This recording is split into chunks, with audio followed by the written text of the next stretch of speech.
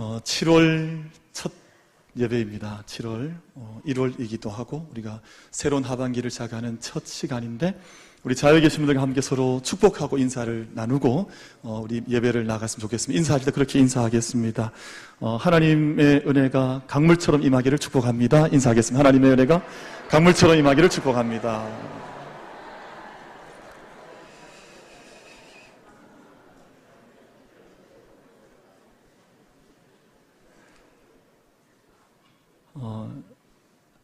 우리 찬양대 감사합니다. 우리 시온 찬양대. 요즘 우리 예배에 올라와 하나님 앞에 예배 드릴 때마다 우리 시온 찬양대 찬양에 참여하면 너무 큰 기쁨이 임해서 너무 감사하다. 찬양의 은혜가 너무 크다 하는 생각을 합니다. 소리가 그 얼굴보다 훨씬 좋은 것 같아요. 이게 찬양이 이렇게 쫙 시작됐는데 얼마나 감사한지 찬양의 그 소리에 제 영혼도 같이 이렇게 올려드려져서 너무 고맙다 하는 생각했습니다. 우리 늘 준비하여 찬양 올려드리는 우리 시온 찬양대 우리 감사에 또 우리 하나님께 모든 영광의 박수를 같이 한번 드릴 수 있기를 바랍니다. 같이 한번 영광 올려드리겠습니다.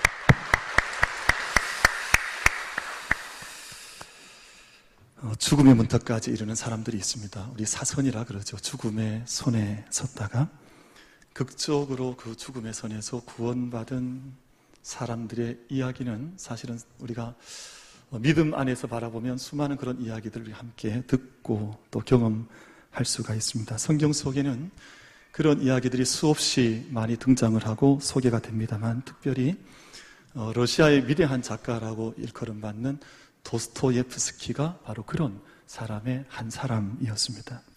죽음의 문턱까지 직전까지 다가섰다가 그곳으로부터 생명을 이제 구원받은 생명을 살림받은 경험을 가지고 있습니다. 1849년에 이제 반체제 인사로 지목이 되어서 그 혐의를 받고 검거가 됐습니다. 그리고 영하 50도의 추운 혹한의 겨울에 형장 가운데 세워지게 됩니다. 그때 그의 나이 28살이었습니다. 20대 청년인데 그 젊은 청년이 반체제 혐의로 검거가 되어서 50도의 혹한의 그 시베리아의 형장 가운데 틀에 묶여서 세워지게 된 것입니다. 기분이 어땠을까요? 그 좌우에 함께 두 명의 사형수와 함께 형틀에 묶여져 있는데 두 눈은 가려져 있습니다. 그리고 이제 마지막 사형이 집행되기 전 5분의 시간이 사형수에게 주어졌습니다. 그의 이후에 썼던 작품 가운데 백지라고 하는 장편 소설의 그 5분간의 시간에 대한 회상이 작품 속에 기록이 되어져 있습니다. 이 5분을 어떻게 사용할까? 여러분, 내가 만약에 5분 뒤에 내가 이 세상을 떠난다면 우리는 그 5분의 시간을 어떻게 보낼 수 있을까요? 그 작품에서 설명하기를 2분의 시간은 주변의 동료들과 함께 마지막 인사를 하는 시간으로 써야 했다. 그리고 나머지 2분의 시간은 자기의 삶을 정돈하고 정리해보는 시간으로 2분을 사용해야만 했다. 그리고 1분의 시간, 남은 마지막 1분은 자기가 서 있는 모든 세상을 주변을 둘러보고 바라보는 시간으로 1분을 써야만 했다. 그렇게 자기 그때 5분의 회상에 대한 이야기를 이후의 작품에서 남겨둔 것을 읽어볼 수가 있습니다만 이제 사형이 집행되기 직전 모든 시간은 다 끝이 나고 마지막 사형이 집행되려고 하는 그 순간 한 병사가 황제로부터 보냄을 받아서 그에게로 그 집행장으로 달려와서 그 집행을 멈추게 하여서 사면권이 선포되었다고 하는 것을 알려주게 됩니다. 마지막 5분의 전에 마지막 생명이 끝나기 전 사선에서 5분 전 그의 생명이 구원받는 사건이 일어나게 된 것입니다. 우리가 우리 민족이 존경하는 백범 김구 선생도 동일한 경험을 가지고 있습니다. 1895년에 명성황후가 일본으로부터 이제 시해를 당하게 됩니다. 그때 백범 선생의 나이가 21살, 그 당시에 두 번째 이름이었던 김창수라고 하는 이름을 가졌던 젊은 김구가 한 일본인을 만나게 되죠. 스치다 조스케라고 하는 일본인을 자기의 애국심의 이름으로, 조선의 이름으로 자기의 손으로 처단하는 사건을 이 청년이 이제 행하게 됩니다. 그 일을 행하고 나서 자기 스스로 그 자리에 큰 뭐라 그럴까요? 대자보를 하나 남기죠. 황해도 회주에 사는 사람 김창수가 이 일본인을 처단했다라고 그 글을 남겨 국모를 시해한 일본에 대하여 내가 이 일을 나의 스스로 처단하노라 라는 글과 함께 대자보를 남기고 사라지게 됩니다. 그러나 자기의 주소와 이름을 다 남겨놓았으니 3개월 후에 그가 수감이 되어서 검거가 되어서 인천 감옥으로 이송이 되어지게 됩니다. 그로부터 얼마 지나지 않아서 1897년에 22살에 아마 우리 청년들 지금 예배드린 청년들 계실 것입니다만 22살의 젊은 청년 김구가 사형 집행을 이제 준비하게 됩니다. 근데 그때도 도스토옙스키랑 동일한 기적적인 사건이 발생하게 되는데 그 사건 기록 일지에 대하여 당시에 덕수궁에서 고종의 비서가 이것을 읽다가 이 항목을 보니까 너무 독특한 항목이 있는 거예요. 이 사형을 집행하기 위해서 결재를 해야 하는데 항목에 봤더니 국모의 죽음에 대하여 붕괴를 일으킨 한 젊은이가 그것을 원수를 갚은 사건이라고 하는 기록이 있는 겁니다. 그래서 급하게 어전회의가 소집이 되어지고 급하게 인천 감옥으로 소식이 가서 그 사형 집행 직전에 젊은 22살의 김구가 그 죽음 가운데에서 구원을 받습니다. 놀라운 일이 있지요. 그 사형 집행되기 사흘 전 서울과 인천 사이 경인 이 사이에 전화선이 그때 놓여지게 됩니다. 만약 이때 이 전화선이 사흘 전에 놓여지지 않았다면 아마 이 김구라고 하는 역사적인 인물은 우리 민족사회 가운데서 나타나지를 않았겠지요. 너무 기적적인 사건을 통해서 너무 극적인 문서 읽어나가는 것을 통해서 그 옛날 우리 에스더서에서 보면 에스더와 모르드게의 긴급한 사건이 그 왕이 읽고 있던 문서 속에 모르드게의 이름이 등장하면서 그 민족 전체가 구원받는 극적인 사건이 나타났던 것처럼 우리 생활 속에 우리 역사 속에 이런 극적인 죽음에서 구원받는 사건들이 나타나는 것을 우리가 볼 수 있게 됩니다. 이런 삶의 기적적인 변화를 가리켜서 오늘 본문 말씀은 이야기하기로 아골 골짜기에서 소망의 문이 열려진다라고 말씀을 하고 있습니다. 사랑하는 성도 여러분, 삶의 회복과 삶의 전환, 내 삶의 자리가 때로는 아골 골짜기 같고, 여러분 아골이라고 하는 말은 고통이라고 하는 뜻입니다. 내 삶의 자리 고통과 여러 가지 어려운 인생의 길이 켜켜이 내 삶을 누르고 있다 할지라도 그 모든 아골 골짜기 가운데서 소망의 문을 여시고 그리고 우리에게 생명의 문을 여시고 우리에게 나아가야 할 믿음의 길을 여시는 하나님 앞에서 오늘 이 예배를 통해 나도 동일하게 아골 골짜기에서 소망의 문을 열리라고 하는 믿음의 결단과 우리의 발걸음이 이어지는 이 자리가 될 수 있게 되기를 주님의 이름으로 축원합니다.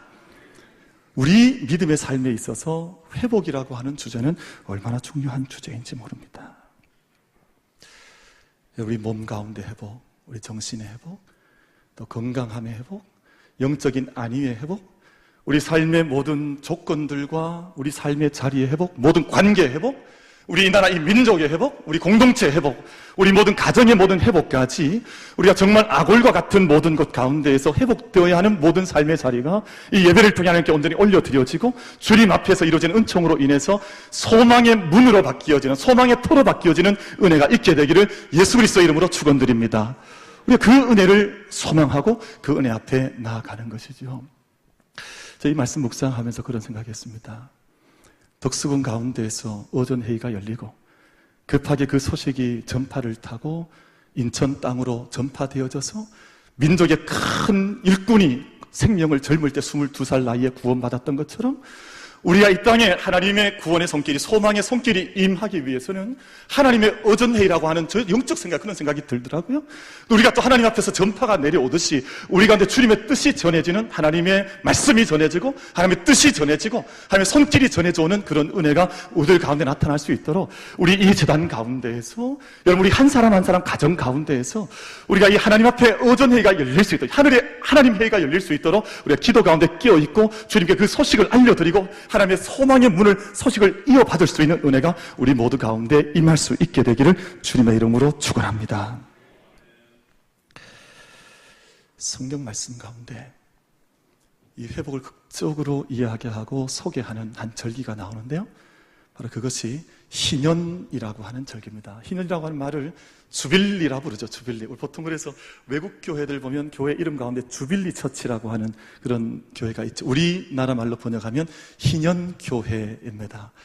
이 희년은 매 안식년, 6년을 보내고 나면 7년째가 안식년이 되지 않습니까? 근데 그 안식년을 7번 다시 보내는 거죠. 그러니까 7, 7이 곱하면 몇이 나옵니까?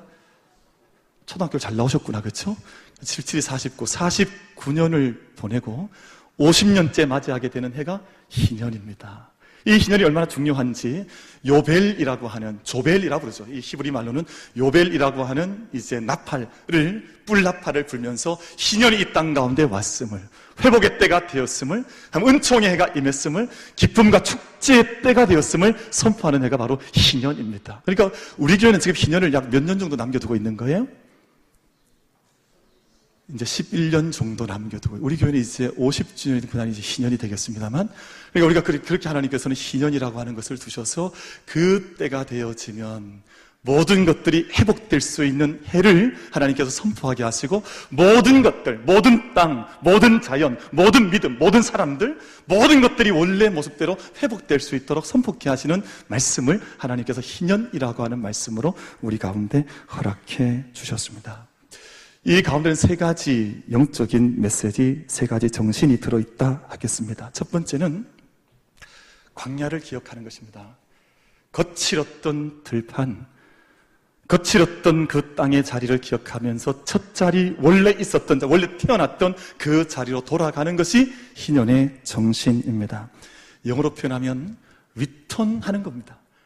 내가 살아왔던 많은 걸음을 걸어왔는데, 내가 50년 걸어왔습니다. 우리가 40년 걸어왔습니다. 근데 그 걸어왔던 모든 시간을 이젠 뒤로 정점을 찍고 돌이켜서 내가 처음 출발했던, 내가 태어났던, 내가 첫 발걸음을 내딛었던 그 자리로 돌아가는 시간, 회복의 시간이 바로 희년이라고 하는 시간입니다. 여러분 자동차 다 운전하시잖아요?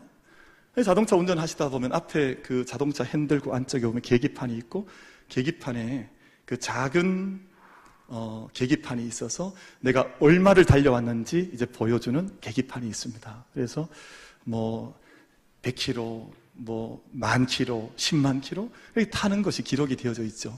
근데 그 곁에 뭐가 있냐 하면 리셋 버튼이 있습니다. 리셋 버튼. 그래서 그걸 이렇게 얼마를 탔든지 내가 주유를 다 하고 가득 채웠다가 탔다가 다음 주유를 할 때 그걸 이렇게 눌리면 숫자가 어디로 돌아갑니까? 예, 별로 안 눌려보셨구나, 그렇죠? 그냥 차를 막 타시나 보죠. 그냥 별로 신경 쓰지 않으시고 그걸 눌리면 0으로 돌아갑니다. 내가 처음 출발했던 그 자리로 돌아가는 정신, 리턴, 리셋이라고 하는 정신이 바로 희년의 정신입니다. 오늘 하나님께서 말씀 가운데 그런 말씀 하시거든요. 14절 말씀인데, 그러므로 보라, 내가 그를 타일로 거친 들로 데리고 가서 말로 위로하겠다라고 말씀하는데, 바로 이 거친 들이라고 하는 표현이 바로 광야, 와일드니스라고 하는 광야를 의미를 합니다. 왜 광야로 데리고 가겠냐 하면, 여러분 이스라엘 민족은 광야에서 태어난 민족이거든요. 이 이스라엘 민족이 애굽 땅에서 태어난 민족이 아니에요. 이 구원의 족속, 구원의 민족은 거친 광야 가운데로 하나님께서 인도해 나오셔서 그곳이 이스라엘 민족이 태어났던, 민족의 신앙이 태어났던 자리이기 때문에 그 첫 자리 거친 들로 내가 너희들을 데리고 가겠다, 그렇게 말씀을 하고 있습니다. 예수님의 40일 광야, 오늘 우리 장로님 기도 가운데 언급을 하셔서 기도 드리셨습니다만, 예수님의 40일의 광야를 통해서 공생애가 태어나고, 또 세례요한의 광야의 시간을 통해서 이스라엘 민족의 첫 발걸음 놓는 역사들이 시작이 되어지고, 이스라엘이라고 하는 한 민족이 태어나기 위해서 40년 광야길을 걸어가서 그 민족이 태어났기 때문에 내가 이들을 거친 광야로 데리고 가겠다라고 말씀을 하고 있습니다. 왜냐하면 참된 승리는, 참된 새 시대는 바로 광야에서 시작이 되기 때문입니다. 지난 수요일 다 잘 지내셨죠? 지난 수요일 날 뭐가 있었습니까? 지난 수요일에? 그날 수요 예배가 있었잖아요. 그리고 수요 예배가 끝이 나고 그 저녁 늦은 시간에 11시쯤에 지금 러시아 월드컵 이제 예선 마지막 예선전이 있었습니다. 그날 우리나라는 독일이라고 하는 우리 전차 군단이라고 불림받는 독일과 경기를 치렀습니다. 잘 아시는 대로 독일은 월드컵 피파 랭킹 1위의 나라입니다. 그러니까 사실은 객관적인 전력이나 상황으로 보면 독일을 이길 수 있는 어떤 객관적 근거가 전혀 없는 경기를 그날 했어야 해서 외국의 이제 호사가들은 그런 이야기를 했죠. 한국이 독일을 2대 0으로 이기는 것보다 독일이 한국을 7대 0으로 이기는 것이 훨씬 더 쉬울 것이다. 뭐 그렇게 평가를 했어요. 가능성이 거의 없는 경기다. 그걸 이길 수 없다. 사람들은 평가하기를 1% 가능성이 있을까? 그렇게 이야기를 했었는데 그날 경기가 몇 대 몇으로 끝이 났습니까? 다 보셨습니까? 어떻게 이걸 또 다 알고 계세요? 그날 경기가 2대 0으로 끝이 났어요. 왜 그랬을까? 왜 그랬을까? 저는 축구의 조예가 깊습니다. 제가 분석을 해보니까 그런 것 같아요. 왜냐하면 앞에 있던 예선전 2경기에서 사실은 좋은 경기를 잘 열심히 하긴 했는데 잘 하지는 못했어요. 왜냐하면 경기에 졌으니까. 그래서 스웨덴이라고 하는 팀과 멕시코라고 하는 팀과 해서 안타깝게 지고 말았습니다. 그러니까 아마 이 선수들과 이 모든 이제 선수단이 다시 초심으로 돌아간 것 같아요. 그러니까 우리가 이럴 수 있겠냐라고 하는. 그러니까 아마 우리 모든 것을 한번 다 바쳐서 우리 거친 들판을 한번 나가보자. 우리가 그냥 내가 외국에서 뛰기도 하고 유라포도 많이 있고 한국에서 이름난 선수라고 하는 모든 조건들을 다 그냥 포기해버리고 정말 거친 들판에서 마음껏 한번 뛰어보고 마음껏 한번 달려보자. 그러니까 그날 아마 그 뛰었던 거리가 독일 팀보다 훨씬 더 많은 거리를 선수들이 뛰었다 그래요. 다 합산해보면 3km 정도 더 뛰었다 그래요. 그러니까 3km는 쉬운 거리가 아니거든요. 그런데 그 많은 거리를 뛰면서 정말 첫 마음으로 돌아가서 우리 한번 이 경기 후회 없이 한번 해보자 했던 것이 2대 0의 결과를 가져오는 결과가 되었지 않았을까. 어떻게 제 분석이 맞는 것 같습니까? 별로 좀 비웃는 것 같으신 좀 느낌이 있습니다만 어쨌든 제 분석은 그렇습니다. 첫 마음으로 돌아간다는 것. 희년의 정신이 그렇습니다. 우리가 몇 년을 오랜 세월 살다 오니 내게 군더더기가 많이 붙어 있을 것 아닙니까? 여러 가지 많은 것들이 있는데 이 모든 것을 한번 벗어보자는 거예요. 내가 달려왔던 모든 자리에서 정말 내가 그렇게 무겁게 졌었던 모든 조건들과 환경들을 다 벗어버리고 이제는 내가 처음 출발했던 은혜의 그 자리, 내가 처음 발을 내디뎠던 하나님 앞에서의 그 서약의 그 자리, 내가 하나님께 새로운 생명 받고 나아갔던 그 첫 자리를 잃어버리지 말고 그 자리로 돌아가는 정신이 오늘 본문 말씀 속에 내가 그를 타일로 거친 들로 데리고 와서 내가 그의 이야기를 건네겠다는 이 말씀 속에 들어져 있는 하나님의 말씀입니다. 예수님께서 십자가 지시기 전에, 우리가 예수님 십자가 지시를 우리는 다 함께 겟세마네 동산에서 기도하셨다, 저는 그렇게 알고 있죠. 그리고 그 십자가를 준비하셨다, 제자들에게 기도를 부탁하셨다 정도를 알고 있습니다만 요한복음 10장 40절 말씀을 보면 전혀 다른 말씀이 기록이 되어져 있습니다. 그 말씀은, 요한복음 10장 40절 말씀은 예수님께서 십자가를 지시기 위해서 예루살렘으로 올라가시고 또 골고다로 올라가시기 전에 그 모든 시간을 준비하신 시간이었었는데 어떻게 기록을 하고 있는가 하니 이렇게 말씀하고 있습니다. 다시 요단강 저편 요한이 처음으로 세례 베풀던 곳에 가사 거기서 거하셨다라고 말씀합니다. 예수님께서 십자가를 지는 중요하고도 너무 중요한 그 결정적인 사명 앞에 온 인류를 구원하시는 인류 구원의 대과업과 사업 앞을 두시고 바로 예루살렘에 올라가신 것이 아니라 처음 세례 요한으로부터 세례받으셨던 그 자리에 찾아가셔서 그곳에서 일정 기간을 거하셨다. 원래 자리로 리턴하셔서 모든 삶을 리셋하셔서 하나님께서 소명 주시고 사랑 부어주시고 은혜 베풀으셨던 그 자리로 돌아가서 자기의 삶을 다시 한번 조명해보고 하나님 앞에 올려드릴 결정적 준비들을 다 완수하셨다라는 것을 말씀하고 있습니다. 사랑하는 성도 여러분, 저도 그럴 때가 있습니다. 목회를 하다 보면 아마 우리 모두가 마찬가지 아니겠습니까? 여러분 각자의 자리에서 각자의 부름받은 소명을 따라 살아가다 보면 아마 경력도 생기겠죠. 이력도 생기겠죠. 그러나 좋은 이력과 경력만 생기는 것이 아니라 사실은 많은 군더더기들이 내 삶에 마치 무거운 짐처럼 내 어깨를 짓누를 때가 있는 것을 저희가 알고 있을 것입니다. 많은 것들이 어그러질 때가 있거든요. 많은 것들이 상처가 될 때가 있거든요. 이런저런 관계들과 이런저런 여러 가지 어려움들과 실수들 때문에 지고 있는 짐들이 있을 때가 있습니다. 근데 그럴 때 처음으로 돌아간다고 하는 것은 얼마나 고마운 일인지 모릅니다. 다시 출발할 수 있는 자리, 다시 마음을 다잡을 수 있는 영적인 태어남의 그 소명이 임했던 그 자리.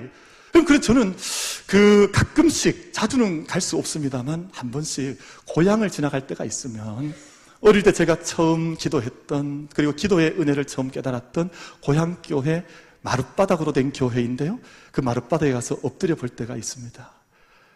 하나님께서 내게 이곳에서 은혜 주셨던 곳, 하나님께서 아무 철도 없고 지금도 철이 없습니다만 정말 아무것도 알지 못했던 그때에 사랑 부어주시고 은혜 부어주셔서 이곳에서 그래도 기도하게 하시고 이곳에서 말씀 듣게 하셨던 바로 그것에 돌아가 보면 첫 마음에 대한 느낌이 정말 찡할 만큼 다시 다가오는 느낌을 가질 때가 있습니다. 그래서 제가 처음 목회하겠다고 소원했던 곳, 우리 그런 때가 다 있지 않겠습니까? 내가 하나님 일꾼 돼야지, 평생 하나님 잘 섬기는 사람 돼야지, 내가 결정했던 것, 다짐했던 것, 소원했던 것 있지 않습니까? 저는 그것이 저기 안동과 봉화 사이에 있는 어떤 기도원인데요, 가끔씩 갈 때가 있어요. 그곳을 지나갈 때마다 가슴이 뛸 때가 있습니다. 들어가진 못해도 그 자리에서 내가 하나님의 은혜를 처음 받았었고 내가 소원했었지 하는 그 자리를 느끼고 마음속에 그 감동이 올 때가 있습니다. 사랑하는 우리 모든 예배자 여러분, 우리가 오늘 이 말씀처럼 내가 너를 거친 들판으로 데리고 와서 너에게 말을 건네길 원한다. 우리가 하나님 나를 사랑하시고 하나님 나를 구원해주고 은혜를 부어주셨던 그 첫 자리를 잃어버리지 말고 그곳으로 회귀하여서 영적인 회귀가 일어나서 그 자리에 함께 설 수 있는 은혜가 우리 모든 예배자들 가운데 임할 수 있게 되기를 주님의 이름으로 축원합니다. 그 자리에 서면 문제될 게 아무것도 없습니다. 그 자리에 서게 되면 내가 지고 있는 무거운 짐들도 아무런 문제될 것이 없습니다. 내가 처음 안수받았던 그 자리, 내가 처음 항존적 직분을 받았던 그 자리, 우리 오늘 예배자들은 우리 성전에 들어와 처음 입당하면서 처음 예배됐던 그때를 여러분 혹시 기억하십니까? 여러분, 우리 모든 내가 받았던 그 모든 나의 아내와 함께, 나의 남편과 함께 우리 자녀가 태어났던 그 사랑의 자리를 기억하십니까? 여러분, 정말 하나님께서 내게 베풀어 주셨던 그 모든 은혜의 자리로 은적인 원점 우리가 회복하여서 그 은혜 속에 우리 영혼이 소성케 되어지고 승리를 약속받을 수 있는 우리 모두가 되기를 주님의 이름으로 축원합니다. 희년이 주는 두 번째 메시지는 우리에게 기억하라고 또 응답하라고 하는 말씀을 우리 가운데 하고 있습니다. 우리 가운데 그 과거에 대해 하나님의 은혜에 대해서 우리가 리멤버라 그러죠. 리멤버하고 또 하나님께 대해서 리스판스 한다 그러죠. 응답하여서 나타내는 삶을 살라고 오늘 말씀 가운데에서 우리 가운데 권고하고 있습니다. 여러분, 우리 15절 말씀 우리 같이 한번 읽겠습니다. 본문 15절 말씀 같이 봉독하기를 원합니다. 합독하겠습니다. 시작. 거기서 비로소 그의 포도원을 그에게 주고 아골 골짜기로 소망의 문을 삼아 주리니 그가 거기서 응대하기를 어렸을 때와 애굽 땅에서 올라오던 날과 같이 하리라. 아멘. 그 옛날을 기억하겠다는 것입니다. 그 옛날 애굽 땅에서 처음 올라오던 이때는 아기가 막 태어나던 순간이었습니다.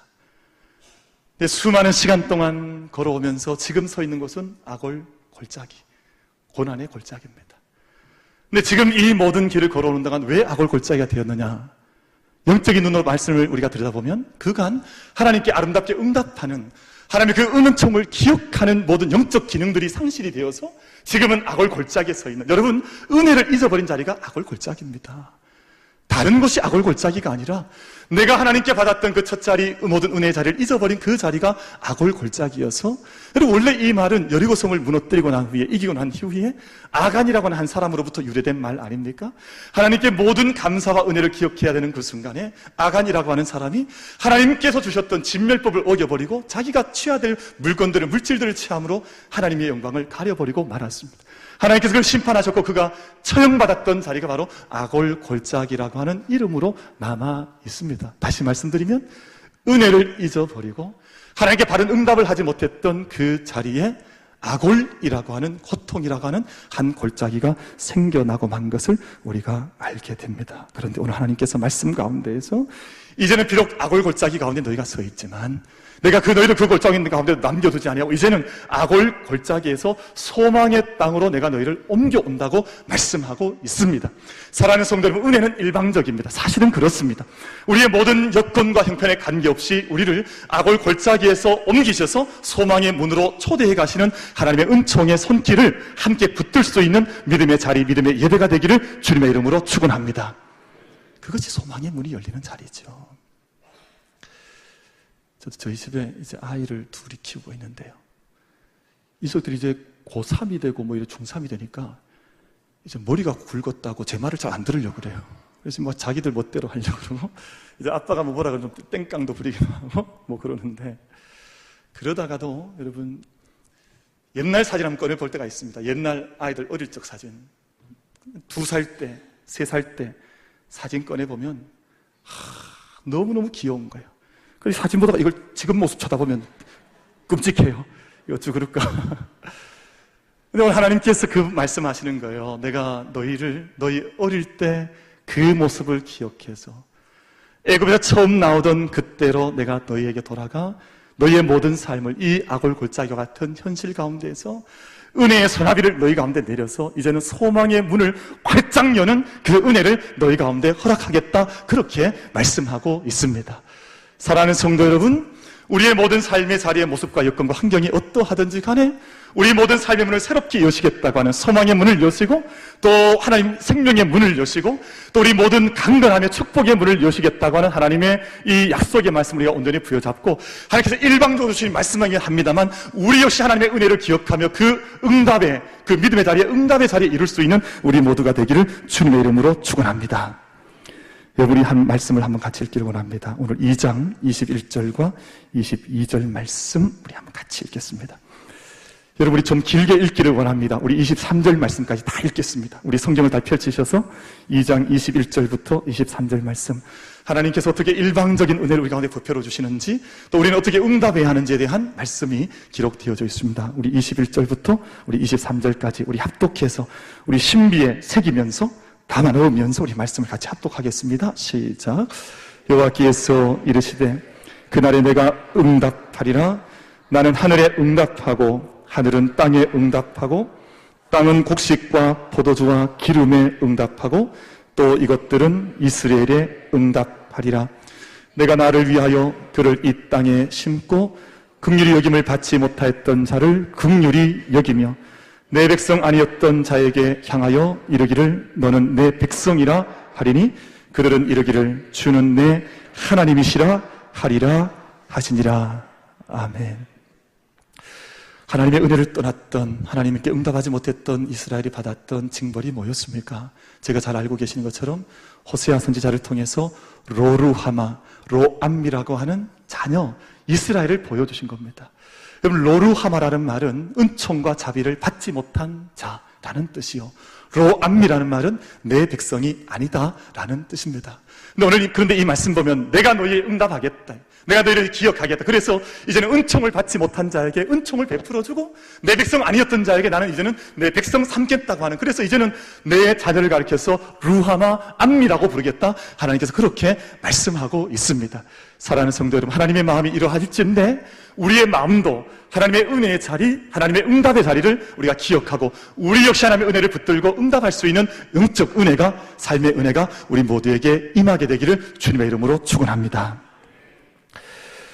오늘 말씀을 통해서 주시는 희년의 마지막 정신은 회복과 갱신과 부흥입니다.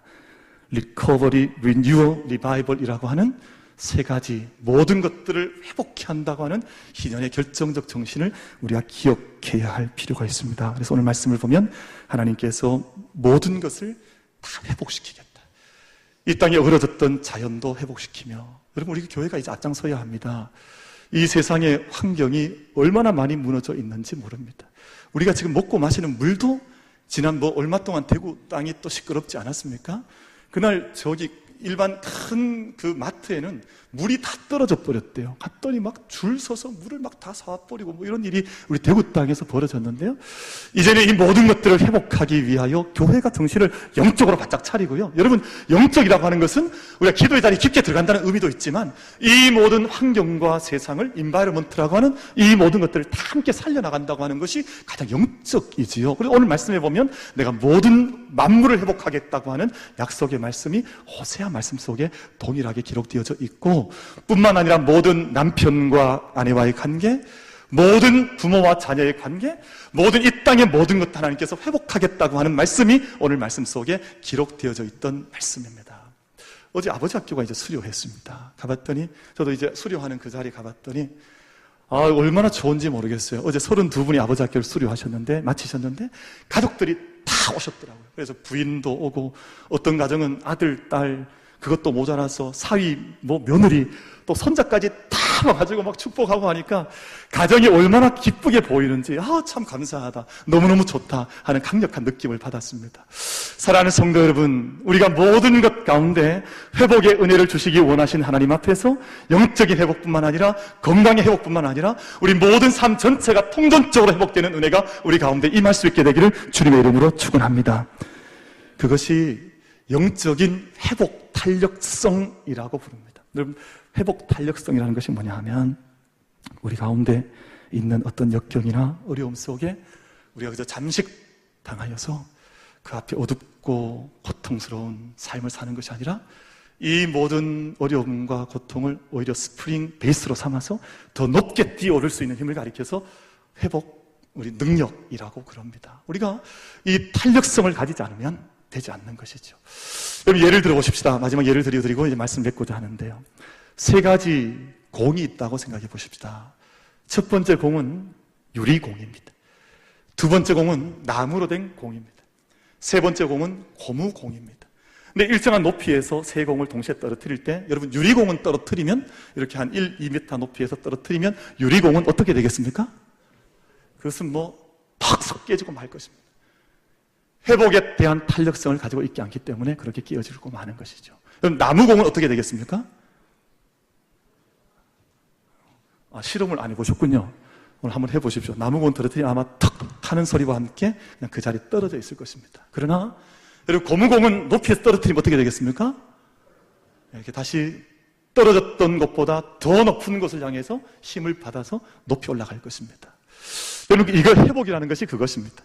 지난 달려왔던 49년의 시간이 있지만 하나님께서 희년의 시간을 허락해 주실 때, 그 은혜의 해를 선포해 주실 때 그 모든 은혜의 힘을 얻어서 그 모든 자리에서 회복될 수 있는 능력, 여러분, 오늘 예배를 통해서 여러분의 모든 것들이 회복되는 은총이 임하게 되기를 주님의 이름으로 축복합니다. 우리의 모든 것들이 우리 하나님께로 돌아가며 하나님 앞에서 기억하며 응답하며 우리 회복의 능력을 우리가 소망하게 될 때에 모든 것들이 온전케 되는 역사, 회복의 역사가 우리 가운데 임하게 되기를 주님의 이름으로 축원합니다.